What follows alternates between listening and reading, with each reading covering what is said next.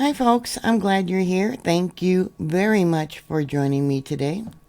For the first time in half a century, an American-built spacecraft has landed on the moon. The robotic lander was the first U.S. vehicle on the moon since Apollo 17 in 1972. Odessa has become the first mission of NASA's commercial Lunar Payload Services program to soft land on the moon. After a one-week journey, Initiative Machines' Nova C Odessa lander, nicknamed Odie, has come to a gentle rest at the Malpert A crater in the lunar south region.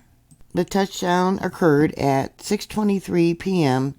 EST time, and the landing was delayed by one orbit due to problems with the lander's laser rangefinder, forcing engineers to upload a software patch to use NASA's NDI Navigation Doppler LiDAR system for preliminary navigations.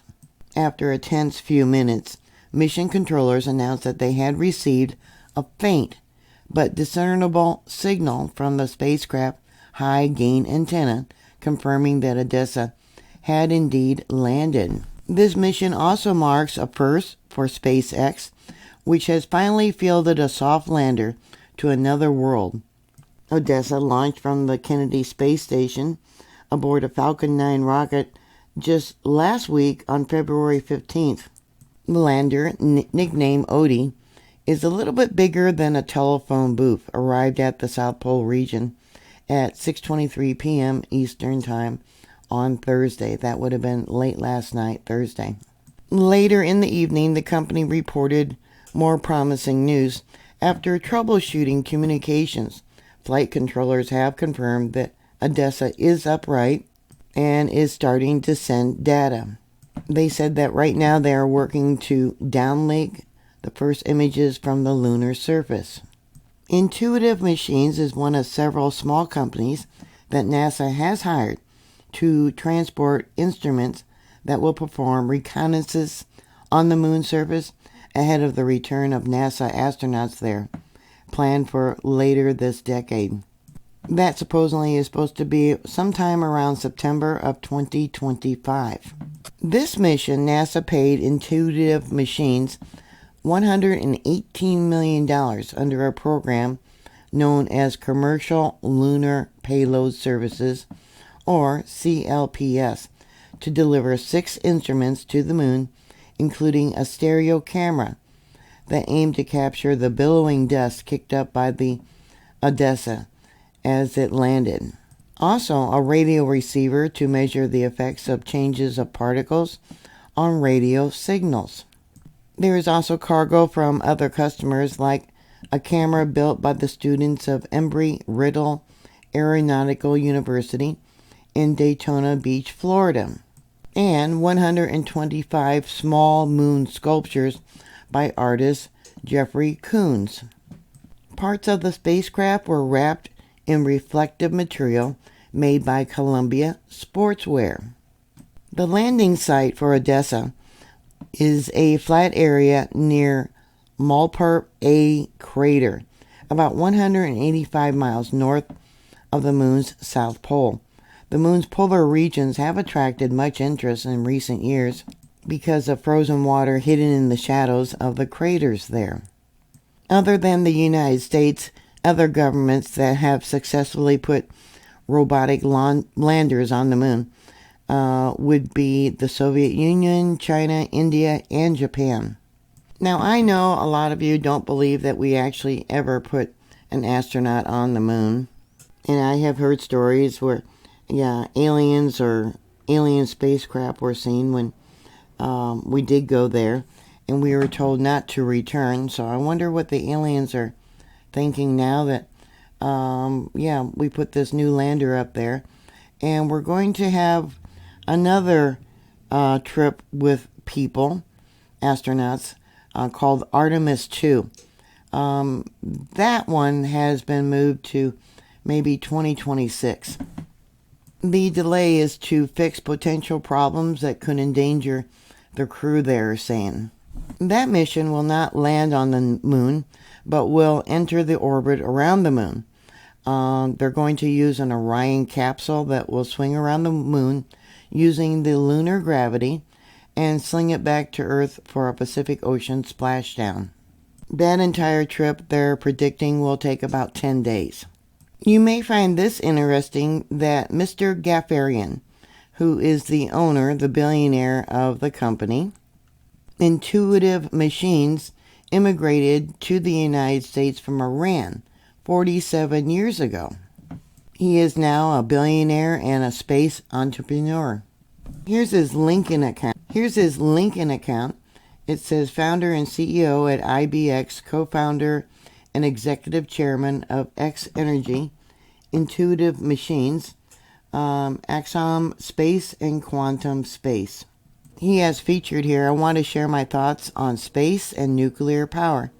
Imagine a future where humanity not only explores the cosmos, but establishes a sustainable presence on the moon and other planets.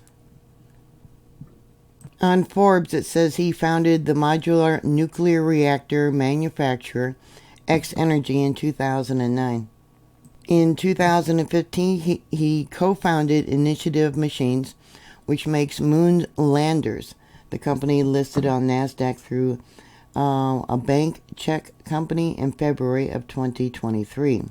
Axiom Space, which he co-founded in 2016, is developing the world's first commercial space station with a planned launch date of around 2024. That's interesting. He sold his first company, SGT, which he founded in 1994, and became NASA's second largest engineering service provider, to KBR for $355 million in 2018. He's not married, but he is engaged, and his education consists of Bachelor of Science in Engineering, Catholic University of America, Master George Washington University. He was born in Iran and moved to the U.S. at 18 for his college studies, it says. In 2020, he co-founded Quantum Space, which builds satellites to provide communication, navigation, and space dominion awareness between Earth and the Moon. Besides 2 bachelor degrees and a master's, Gafarian holds a PhD in Management Information Systems and Philosophy of Technology. Other things that he was involved in, this is just crazy, talks about X Energy. It says we began by analyzing and focusing on the creation of hydrogen-based fuel economy. In other words, the transition of hydrogen-powered cars, which would require hydrogen gas stations. We quickly realized that a constant water supply and fuel source, such as a small modular reactor, we could create the last stations that this infrastructure would require. But we also realized that our nation was not ready for this transition and the implementation that would take too long. But our analysis did show us the unique and compelling benefits that a small modular reactor brought, and we saw that the deploying these SMRs for remote communities, we could make a huge difference. I could see all kinds of problems happening with that too. So he's evidently another scientist that we stole from another country. I think of the German scientist von Braun. He might have left Iran because he's Christian. I found another post here. It says he believes strongly in corporate culture and giving back.